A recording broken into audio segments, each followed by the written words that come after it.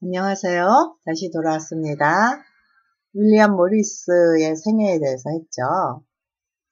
옥스퍼드 시절 같이 볼까요? 1853년 성공의 승부가 되기 위해 당시 옥스퍼드 운동이 활발하던 옥스퍼드 대학교에 입학했으나 오히려 중세사와 당시의 사회 문제에 관심을 쏟게 되죠.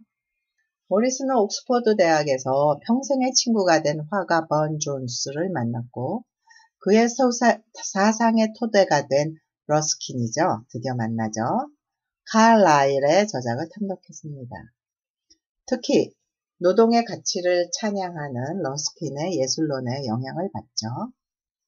1855년 여름 옥스퍼드 대학교 시절 모리스는 친구들과 함께 프랑스 북부 지방의 중세 고딕 양식의 교회들을 방문했으며 파리에서는 자연에서 겸허하게 배우는 예술을 표방한 라파엘 전파의 단테 가브리엘 로세티의 작품에 매료되었습니다.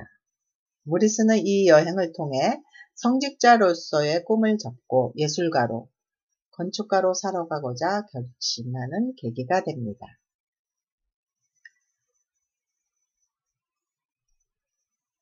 모리스가 이제 좀 더 건축을 대중화하고 그런 꿈을 가지고 이제 하나의 전형을 만들게 되는데요. 이 붉은 집입니다. 그러니까 중세의 성당 외에는 거의 움막이었죠. 거의 움막, 거의 뭐 중세 사람들은 거의 시궁창에서 살았다. 화장실도 없었다는데요. 그런 거에서 이제 좀 더 가격도 낮추고, 그리고 편리하고 기능적인 그런 집을 짓게 되죠. 이 붉은 집은 모리스의 디자인 이념을 명확히 보여주는 것으로 평가받는 건축물입니다. 후에 상회 설립, 그러니까 수공예품들을 판매할 수 있는 그 설립으로 이어지죠. 이는 모리스의 디자인 운동에 결정적인 계기가 되고 모리스의 신혼집으로 지어졌으며 모리스도 설계에 참여한 것으로 알려집니다. 외관은 붉은 벽돌로 지어졌으며 중세풍의 소박한 디자인으로 이렇게 높은 첨탑이 있고 이런 것들이 중세풍이죠. 둥근 창을 이용하여 새로운 느낌을 줍니다. 내부는 가구 및 모든 생활 도구들이 모리스와 그의 동료들에 의해 디자인되죠. 가구는 당시의 빅토리아풍의 과도한 장식이 된 것들과 뚜렷이 구별되는 것이었고 이 빅토리아 귀족풍을 얘기하는 거죠. 마감에는 나무 오칠이 사용되어 계단 등 실내 장식은 소박한 전원풍으로 차분한 분위기였습니다. 이 붉은 집의 건축사적 의미는 역사주의 양식이 갖지지 못했던 통합성을 생활 양식에서 보여주었다고 할 수 있습니다. 그러니까 이 역사적인 어떤 건물들, 중세의 성당이나 중세 기사들이 살던 성, 영주들이 살던 성, 그런 것을 좀 더 단순화하고 기능적으로 편리하게 만든 좀 더 대중적 양식으로 통합하는 거죠. 붉은 집에서 생활에 필요한 물건을 손수 만들어 사용한 체험이 모리스의 디자인에 대한 자세를 확고하게 방향지어 주었다고 할 수 있습니다. 모리스 시대적 배경, 붉은 집은 런던에서 자동차로 1시간 반쯤 떨어진 교회에 위치한 전원주택입니다. 환화 이후 도시의 산업이 확대되고 인구가 증가함으로써 도시 환경은 악화되죠. 쾌적한 생활을 유지할 수 없었고 특히 자신들의 사회적 지위를 유지하기 위해 노동자들과 물리적 거리를 원했던 부르주아들은 전원에서의 안락한 생활을 오히려 꿈꾸게 되죠. 이런 배경으로 생겨난 19세기 영국의 교회 주택지는 전원 도시의 기원이 되었다고 할 수 있죠. 교회 주택지에 살고자 하는 욕망은 중산 계급으로 확대되어 주택이 상품의 가치를 가지는 계기가 되었다고 할 수 있습니다. 상품의 가치는 뭐예요? 사고 파는. 이제 드디어 집도 사고 파는 그런 수단이 되죠. 당시에 지어진 교외 주택들은 고전주의 또는 고딕 그런 과거의 역사적 양식을 인용하여 디자인되었는데, 고전주의는 이제 주로 그 로마, 그리스 스타일을 얘기하고요. 고딕 양식이죠. 중세 성당 그런 양식이죠. 모리스의 붉은 집과 같은 유기적인 통합성, 전체성은 결여되어 있었습니다. 또 붉은 집의 가치는 주거 양식의 이상, 도시 생활자가 전원주택에 산도하는 그런 이상적인 생활 양식을 제안하고 있죠. 모리스의 예술가로서의 삶을 봅시다. 1856년 옥스퍼드 대학교를 졸업한 모리스는 회화 공부를 1859년까지 합니다. 1857년 여름 모리스는 로세티, 번 존스, 라파엘 저파 화가들과 함께 옥스퍼드 대학교의 박물관과 학생회관의 천장과 벽에 아서왕의 죽음을 주제로 프레스코화를 그립니다. 그런 경험은 그의 신혼집인 레드하우스, 붉은 집이죠. 건축가, 디자인 회사 모리스 마셜 포코 회사 설립으로 이어집니다. 레드하우스는 중세 고딕풍의 건축물로 근대 건축물의 출발점이자 미술공예의 요람이 됩니다. 모리스는 번 존스, 로세티, 외부 등을 공동 경영자로 하여 1861년 디자인 회사 모리스 마셜 포코 회사를 설립하죠. 모리스 마셜 포코 회사는 모든 생활용품을 예술가의 손으로 직접 아름답게 만들어 저렴하게 판매하겠다는 취지를 갖고 있었어요. 그래서 벽화, 벽지, 장식, 스테인글라스, 조각, 자수, 가구 등 모든 영역에서 이제 작품을 만들어냅니다. 모리스 마셜 포코 회사는 1874년 모리스 회사로 개편됩니다. 모리스의 사업은 번창해서 1877년 런던에서 가장 bon한 옥스포드가에 상점을 낼 정도였답니다. 1884년 100여 명의 노동자를 고용하고, 하지만 모리스 회사의 노동자들은 모리스의 감독하에서 기계적인 노동에 시달렸으며 그들이 만든 제품들은 저렴하게 팔리지 않고 높은 가격에 팔렸다는 거죠. 게다가 공동 경영자였던 로제티와 아내 제인이 불륜을 저지른 불행한 가정사 때문에 결국은 로제티와 결별하게 됐습니다. 정치활동 1876년 터키가 불가리아 기독교인들을 학살했음에도 제정 러시아의 남하를 견제하기 위해 영국의 보수당 정부는 터키를 지원합니다. 이에 분노한 모리스는 동부문제협회에 가담했고 자유당원이 되었습니다. 하지만 자유당이 영국의 아일랜드 탄압을 지지하고, 아일랜드 어디 있는지 알죠? 영국 옆에 있는 섬인데 끝없이 아일랜드를 이제 식민지화 하려고 하죠. 근데 이 당시에도 이제 아일랜드를 탄압한 거죠.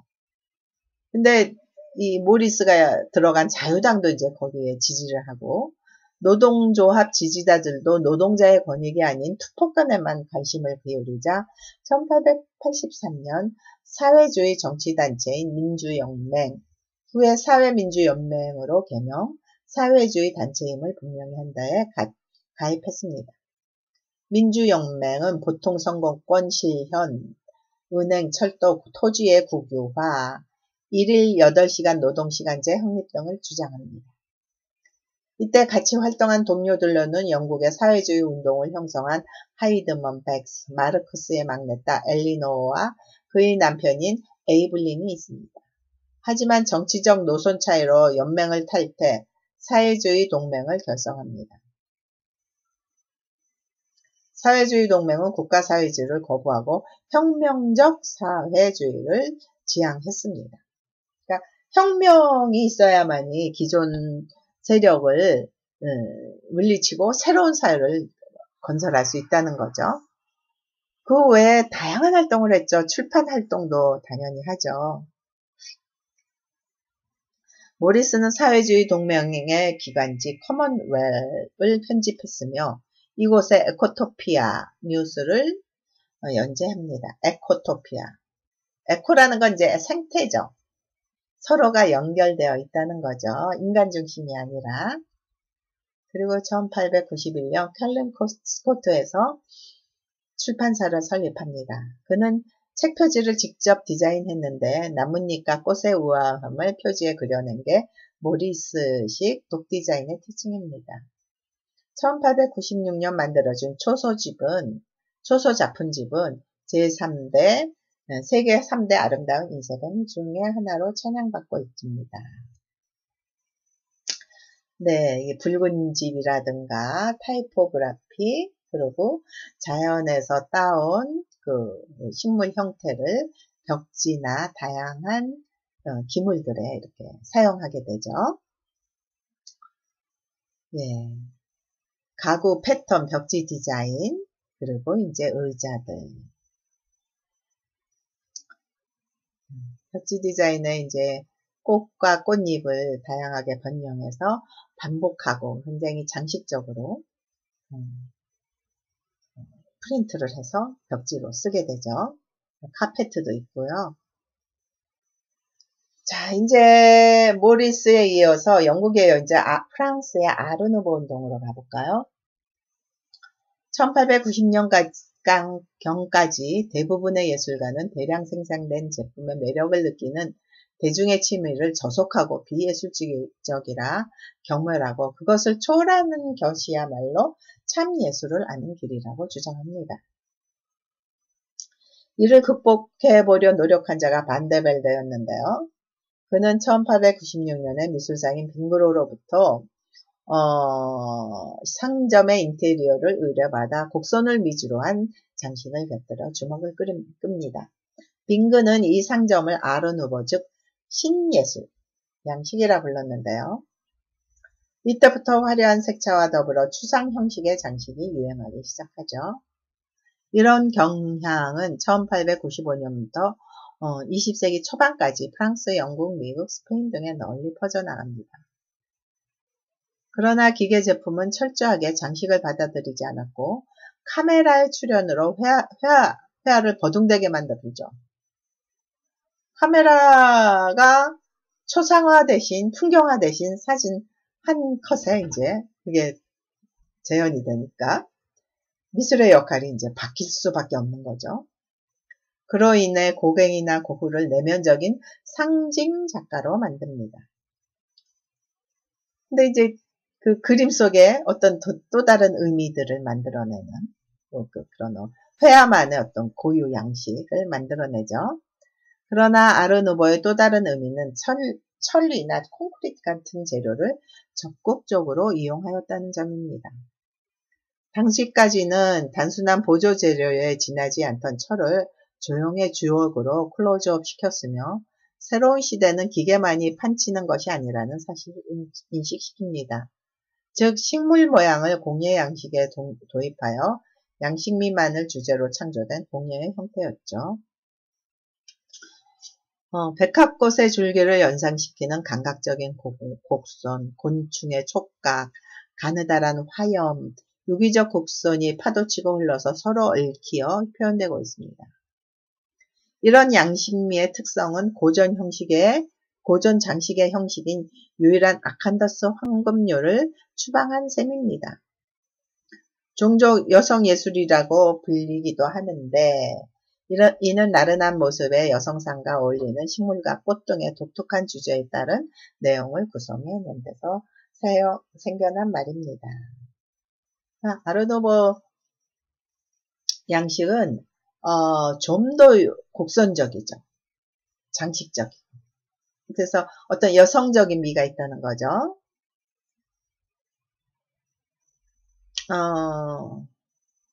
이건 넘어가도 될 것 같아요. 아르누보 스타일을 좀 봅시다.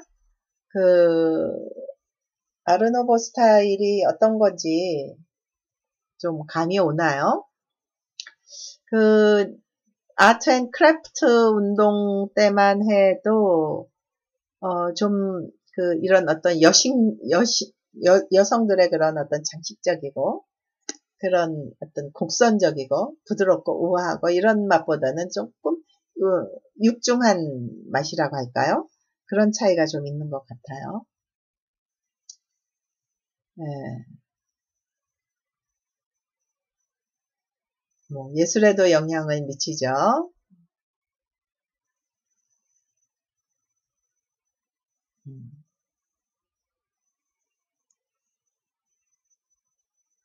제 껍질이죠.